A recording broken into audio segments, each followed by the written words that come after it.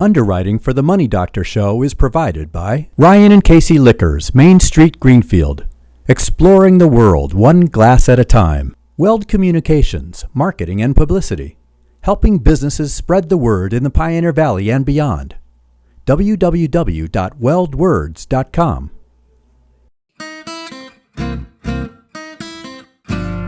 There's a better life if I could be debt free, but all my money is a mystery. I was feeling overwhelmed and it was wearing thin when I knocked on the door and heard the doctor's in. Oh, the doctor's in, the doctor's in. She got the right prescription to help you win. Oh, the doctor's in, the money doctor's in. Hello and welcome to the Money Doctor Show. I'm Dr. Frances Rahaim, president of Power Down Debt, a positive debt management company. My guest today doesn't really need a lot of introduction. He came here and did a show with us once before. He's a professor at Elms College and lives in East Hampton, Mass, and is author of the book X, his new poetry book that's out. So welcome back, Dan. Thank you so much, Frances. Thanks for having me back. I should say it's Dan Chelotti. Yes, Dan Chelotti. With a CH. Yep, Chelotti, okay. So yeah, you're a glutton for punishment. Two shows. I am. Driving up here over hill and dale in the snow. And yeah, we appreciate that. Oh yeah, no worries. Bad but weather. No, it was a great time the first time around, so yeah. I'm excited to be here again. Thanks. When we were off camera, we were talking about, I said, we're just going to sit and chit-chat, and you said, oh, that's okay, because I did improv when I was very young. What was that like? It was kind of a cool experience because I was really into acting for a little while, just in high school, and then I just learned the basic tenets of improv, and it actually kind of lines up as a nice introduction to talking about poems too, because I think that the number one rule for any improv actor is that whatever's going on around you, if you're doing a sketch, is that you always say yes to whatever's happening. Yeah. Right. So that yes. Yes. Like if someone. I live my life like that. Right. Yeah, I know. So you want to go somewhere? Yes. Yes. Right. So because if you start to resist the direction that the other actors are trying to take you in, then that will form some kind of tension that that will be very evident in the audience, right. And so it's just really easy to just kind of flow into whatever someone's doing, because then there'll be that's where chemistry comes from. That's so cool.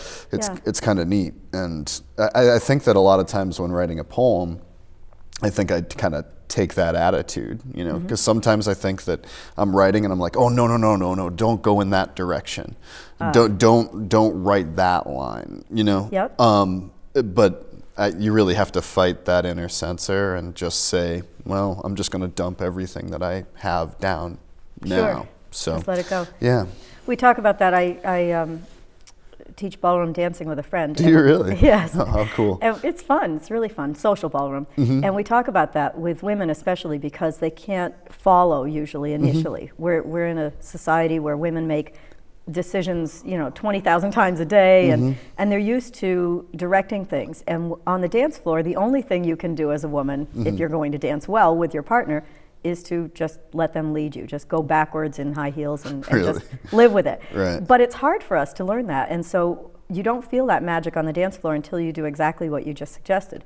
You just let it go. You stop worrying about what your partner's going to do, and whatever they do, you just roll with it. And that's when the magic happens. Yeah, very cool. Do you have an example of a poem, maybe something you were working on recently, or something that sticks in your mind of when you thought you might take it in one direction and followed your instincts and went in another, and it turned out well? Sure. Maybe I'll read one. I would love that. I have a new poem here. I love it when you read to us. All right. I would sit here all day and let you read to us. Because this one was one that I started writing it, and it's a poem called Compost. Compost. I love your titles. Thank you. Dead guy pants, compost. So it's great. I started writing this poem, and it's some pretty dark subject matter, right? No, say it isn't so, Dan. Say it isn't so. But then all of a sudden, there was this odd blending between this really dark subject matter and, you know, this deep, deep love that I have for my daughter. Yes, So all of a sudden how do you put those two worlds together? So I'll read the poem and then I'll talk a little bit like right about the moment where I really started fighting. Will you give us a little synopsis about your daughter, her name and her Yeah, age, sure. My please? daughter's name is Selma Ruth Chelotti. She just turned 2. Yeah, that's a big girl name for a 2-year-old. November 29th. Yes. Happy birthday. Happy birthday, Selma. And she is, the other day, she said, Daddy, someone's on the phone for you. And she was holding a toy phone at 2. And she said, and I said, who is it, Selma? And she said, it's Darth Vader and the stormtroopers. Should I put it on speaker? She's your daughter, all right. Yeah, she's... Wow, what an imagination. That's great. It's pretty amazing. Oh, that's fabulous. She's a wonderful, love of my life. So. Thank you. All right, so compost. There is magic in decay, a dance to be done for the rotting, the maggot-strewn piles of flesh which pile upon the dung-ridden earth and the damp that gathers and rusts and defiles. There is a bit of this in even the most zoetic soul. The dancing child's arms flailing to an old ska song conduct the day-old flies away to whatever rank native is closest. Just today, I was walking along the river with my daughter in my backpack, and I opened my email on my phone, and Duffy had sent me a poem called Compost. I read it to my little girl and started to explain. Before I was 3 words in, Selma started yelling, Daddy, Daddy, snake. In the path was a snake, belly up and still nerve twitching, the ghost of some passing bicycle or horse. Pretty, Selma said. Yes, I said, and underneath my yes, another yes, the yes to my body, just beginning to show signs of slack, and another, my grasping in the dark for affirming flesh that in turn says yes, yes, let's rot together, but not until we've drained what sap is left in these trees. And I wake in the morning and think of the coroner calling to ask what color my father's eyes were, and I asked why can't you just look? And the coroner matter-of-factly says, decay. Do you want some eggs, my love?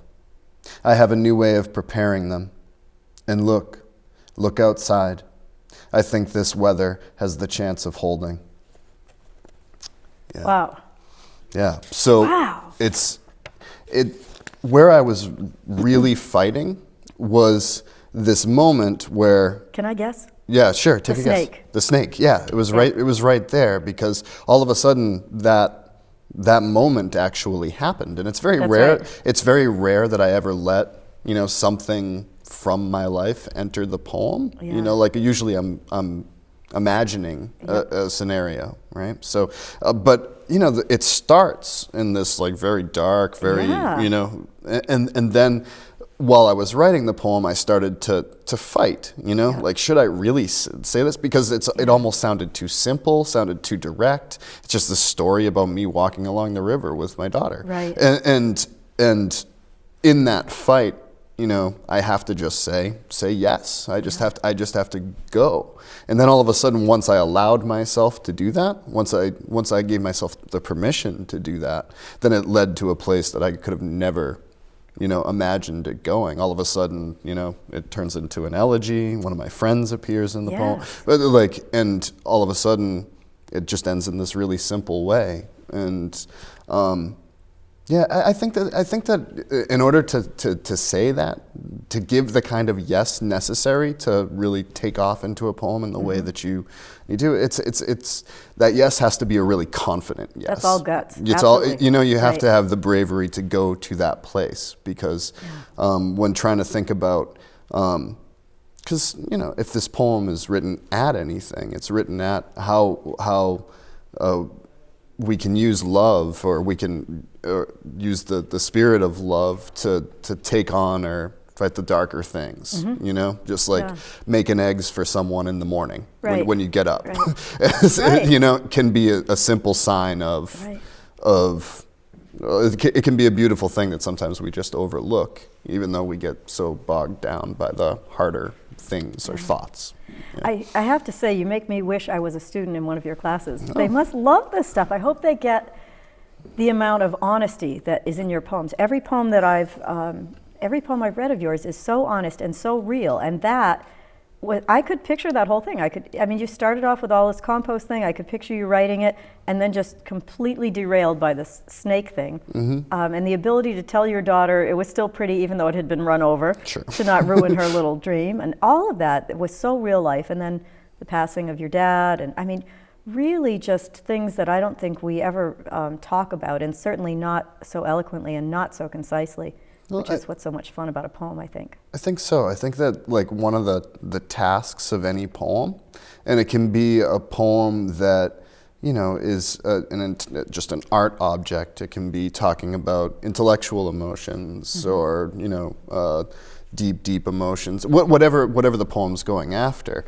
But there's something about a poem that'll in that bravery allows us to write at what I think we commonly think of as ineffable. We commonly think of we're just unable to say it. Right. Because they tend to be very, very difficult poems to write, the poems about these big emotions like grief or love, because we have, they're so abstract that how do you actually express yourself in them? It can be difficult because the idea of the thing gets in the way of the thing itself, right? Yeah. It's like the idea kind of takes it over. It's like I recently was asked by a friend who's getting married in April. Congratulations, Tom and Celeste. Nice. Best wishes to the bride. So they asked me to write a poem for their wedding. Of course they did. So, wouldn't you? So I'm gonna write it in the Pythalamium. But it's one of the most difficult poems to write. Sure. Because it's such a job to try and capture some spirit of them in a poem, because I have an idea of that, but how do I actually put it into words and not make it just sound like a simple, it's not prose, right, yeah, right. So it's and make sure that other people are getting the whole meaning, right? That's hard to communicate that, I'm sure. Yeah, my goodness, it's a very difficult thing. Audience and poetry is very difficult. It is, for sure. It is. On that note, I just want to take a little break. Sure. We're talking today with Dan Chelotti, the author of X, and we'll be back in a moment. Underwriting for the Money Doctor Show is provided by Dr. Glenn Brooks at the office of Glenn Brooks and Spa on the Green, 413-565-4400, drglennbrooks.com. Video Broadcast Services, complete marketing services for your business, 480-200-4222, videobroadcastservices.com. Richard Wiedegartner, LMT, Neuromuscular Massage Therapy. For pain relief, call 413-773-5775. rwmassagetherapy.com. Magic Wings Butterfly Conservatory. 4,000 butterflies flying year-round. 413-665-2805. magicwings.com.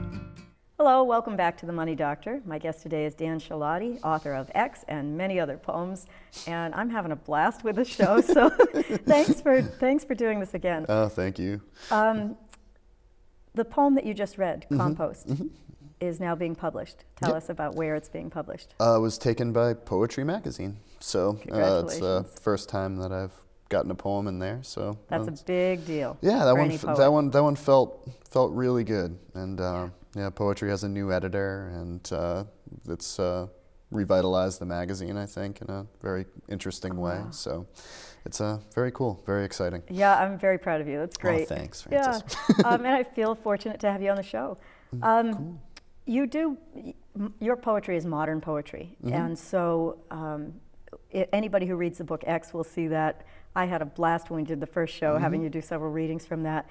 And so I don't want to do a whole show on it, but I want you to talk a little bit, if you would, tell the story of how it became called X. And I know we have a graphic of this, but this is the book called X. All right. So It's real. It's interesting. I sent the book to McSweeney's, my publisher, and when I sent it to them, it had a different title altogether. Right. And then they read it, they liked it, and then they asked a friend of mine if he had he knew of any good manuscripts. And he said, "Oh, I got this great one by Dan Chelotti. Here it is." But when I had sent it to the friend, was upset with the title and just sent it to him with a variable on the front. Yeah, little place marker. Just a little X. Right. And they read that version and they loved it and got in touch with me and said, "We'd love to publish your book, X." So, and you must have been saying, "My book, X." Wait. I had no idea what they were talking about or if they even had the right guy. But it was great because they then mounted this enormous argument for titling the book X, because X is not only a variable, but it can mean all sorts of things. It can be the kiss at the end of a letter. It can be X marks the spot. It can mean poison. It can mean it's this really open-ended symbol, and I think it functions well with the book. That's great. Yeah. Yeah, that was really cool. Yeah. Thank you for sharing that. Yeah, sure. When people think about poetry, often now, unless they're erudites and they're in the poetry world, sure, I think we tend to think about love poems. Right. And some of your stuff is dark, some of it's humorous, but do you have a favorite love poem? I have a lot. Would you choose a couple for us? Sure. It's a good time of year to be reading love poems. Yeah, we just crossed Valentine's Day, right? So, I'm just going to allow myself Frank to O'Hara. I knew you would go there. Yeah, of course. Frank O'Hara. Yeah. All right. So this is one of the poems that I read that talking about permission or giving yourself permission. I think that the reason why I read and so much poetry and love it is that I'm always, whenever I read a poem that does something that I'm unexpected, yes, it's like all of a sudden that gives me a permission to go off and do something that I wouldn't normally do. Sure. And that's when it gets really interesting. Right. That's when your poems stand on their own rather than being predictable. Right, because we all just sit in the confines of something that we think of is ourselves, and we just start writing a poem or just living our lives. Right. This is who I am. I only wear these kinds of clothes, or Right. It's kind of nice to allow yourself to do something different. And this is one of the poems that gave me a lot of permission to do a lot of different things. Okay, so it is Frank O'Hara. Having a Coke with you. Having a Coke with you is even more fun than going to San Sebastian, Irun, Hendaye, Biarritz, Bayonne, or being sick to my stomach on the Travesera de Gracia in Barcelona, partly because in your orange shirt you look like a better, happier Saint Sebastian, partly because of my love for you, partly because of your love for yogurt, partly because of the fluorescent orange tulips around the birches, partly because of the secrecy our smiles take on before people and statuary. It is hard to believe when I'm with you that there can be anything as still, as solemn, as unpleasantly definitive as statuary when right in front of it in the warm New York 4 o'clock light, we are drifting back and forth between each other like a tree breathing through its spectacles. And the portrait show seems to have no faces in it at all, just paint. You suddenly wonder why in the world anyone ever did them. I look at you, and I would rather look at you than all the portraits in the world, except possibly for the Polish rider, occasionally. And anyway, it's in the Frick, which thank heavens you haven't gone to yet, so we can go together for the first time. And the fact that you move so beautifully more or less takes care of futurism, just as at home I never think of the nude descending a staircase, or at a rehearsal a single drawing of Leonardo or Michelangelo that used to wow me. And what good does all the research of the Impressionists do them when they never got the right person to stand near the tree when the sun sank, or for that matter, Marino Marini when he didn't pick the rider as carefully as the horse? It seems they were all cheated of some marvelous experience, which is not going to go wasted on me, which is why I'm telling you about it. Wow. It's so cool. I end up just saying wow to every poem. Yeah, I know. I'm so impressed by that. It's so neat to be able to have that's the kind of conversation you wish you could have on the fly. Yeah. It's, yeah. Right? Yeah. It's a conversation in a poem. Every word is perfect. Every word is well thought out, but it isn't over practiced. Right. It sounds natural. It sounds natural. That natural American expression of just sitting down. I mean, I think that I first read that poem when I was 18 in a college class, and to me, poems were, in high school anyway, although I loved them and sought them out, they were very different creatures. They, most of the things I had read had been written before, in the 19th century. Right. So it's very different than Wordsworth or Shakespeare, Yeah, so, absolutely. but it's just this beautiful expression of love and affection, and just this is why I'm telling you about all this stuff. Yeah. It's just because I want to. It's pretty great. It is, and I think it's how we're able to connect now. I'm sure you must do this with your students, but bringing it into the current, bringing it into the present is a way for us to connect with poetry that we wouldn't have if we maybe had to memorize the Midnight Ride of Paul Revere, or do something that was really work in school, or learn about iambic pentameter, or write a haiku in 575 or whatever. So yeah, I mean, to bring it from that sort of dry, not that they weren't great works, but to bring it from that sort of real work, almost arduous, memorization, which makes it feel a lot like mathematics or something that maybe kids don't love immediately, and bring it into the current time and connect it with real life and get them to write about their real lives. I'm guessing must be pretty rewarding when it goes well. It's really hard to do sometimes because, and it was hard for me in a lot of ways because, I'm in love with old things and vestiges of things, like indeed, Such as? like for example, like I'm in love with the idea of gas lamps. Oh, right? really? And like that extinct job of the person who had to go around and light, and light all the gas lamps, and obsessed with this idea. I even had to write a poem against gas lamps to try and stop myself. Because it's great to be able to use those things, but it's just there's this great story with gas lamps. Gertrude Stein, one of my favorite 20th century writers, she has this in the autobiography of Alice B. Toklas, a novel she wrote.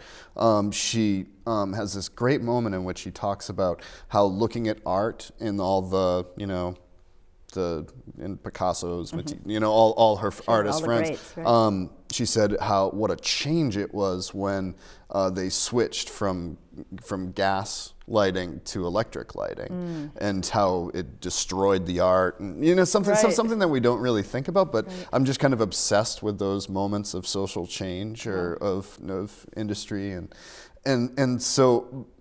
I definitely fought this when I was younger, that I didn't want to really write poems of now, of 2014. I wanted to write poems, and because those were the poems that I first fell in love with, right? So now just putting a Coke in a poem, or saying in the poem I read, my own poem I read earlier, a dead snake, or I got an email, what's poetic about email, I hear my cell phone ringing, or checking some, how do we let those things, and I just, my solution to this my solution that I often tell my students is we have to embrace the world that we live in. We have to let the world around us, into our poems, because we can't do anything. One of my teachers, James Tate, says this in a great essay. We have to be contemporary, or even in the 19th century, Rimbaud, the great French poet, said, we must always be modern. We have to be part of the times, because otherwise, who else is going to, it's our job to write about it. It's our job to name it and define it. That's what poets do. Yeah, and although you're not writing historical fiction or whatever, this clearly is something that stamps a time and place on our literature. Right. Yeah. I mean, it's So it's an odd balance between writing to the tradition, right, and being contemporaneous. Sure. You know, it's very, very. Do you mind if I read another poem? I was hoping that you would, All right. actually. I want to, because it's kind of a perfect. And there has to be something that is in your mind connecting Right, this, right? right. Because I went down to visit my mom in Florida over the winter break. Hi, Mom. Hi, Mom. Always fun. And I went out, I think it was day after Christmas or something like that, or maybe a couple days before. And I just went to Books A Million, one of the Books only A Million. You're gonna love that yeah, name, I know. Books A Million. So and Right. I was just sitting there, and I was reading one of my favorite chapters of the Odyssey, which is written by Homer a long time ago, right? And I was trying to, and I was this particular chapter. Odysseus is really being kept as a lover by Circe, a witch, right? And the story of the Odyssey is basically Odysseus, fights in the Trojan War and then tries to go back home to Ithaca, and he has adventures along Sure. many of them, right? So, but there's this moment where this witch, Circe, she turns all of Odysseus's men into pigs, right? And for a second... That's what happened to you guys. Right. I get it now. Yep, Yeah. you got it. That's the moment. If only I know. I don't really feel that way. And so there's this moment where Odysseus really tries to resist her, to not, give in to her charms, right? And so I imagined this moment when he starts to resist, at kind of looking home. Okay. Okay. So this is an old story, but trying to put it in contemporary circumstances. Great. Right? So, all right. So Odysseus amongst the swine glances towards Ithaca. Sometimes my flailing, burnt by the wind heart grows alarmed and pushes my sentiments aside, and in their place grow lists enumerating ostrich feathers and tin can telephones to encode the ratification of love. The only way to touch a poem is with the mouth. I put this one in yours and yours in mine, and for a moment the lonely air between us is filled with birds, leaves, and contrails underlining the honest sun under which I fail to embrace you. But don't worry, that is all my poems are doing these days. Know that although my words often overwhelm me and I grow unable to manage their winds, the only ships in my heart that are listing towards your shores. Yeah. Incredible. Thank you. But How long does it take you? We're almost out of time, but Okay. I have to ask this. How Sure. long does it take you to write a poem typically? Is there such a thing? It varies greatly because I think that the first draft of that poem I wrote very quickly. I wrote it and very quickly for me, for one poem would probably be half an hour, 40 minutes, Really? It something just like that. flows. It just comes out. But then I was working on that poem for several months before Before you called it done. Before I called it done. Just like trading one word for another word, and it's and really trying to pull out. The idea becomes apparent after the poem is written. So that idea was putting something you want in front of something you really want. Yeah. So it was just trying to carve out that Grind idea. it out, yeah. Yeah. Well, I hate to say it, but I have to call it done. Yeah. But not without telling people how to find a copy of your book Sure, or any of your poems. sure. So thank you for doing this, Dan. No, I really thank you. appreciate I could talk to you all day. I could So, too. Maybe we'll do another show someday. All right. But anyway, tell people how they would get a copy of X or how they find you. Okay, sure. The easiest way is to go to the McSweeney's website, which is just www.mcsweeneys.com, or Amazon, or if you're in the Pioneer Valley, go support independent bookstores. Yes. Go to Amherst Books or the Odyssey. Yep. That works out. So, Perfect. yeah. Thanks again for being here. Thank you so much, Francis. Until our next chat, Dan Chelotti and I will remind you to keep it positive. There's a better life if I could be debt free. but oh, my money is a mystery.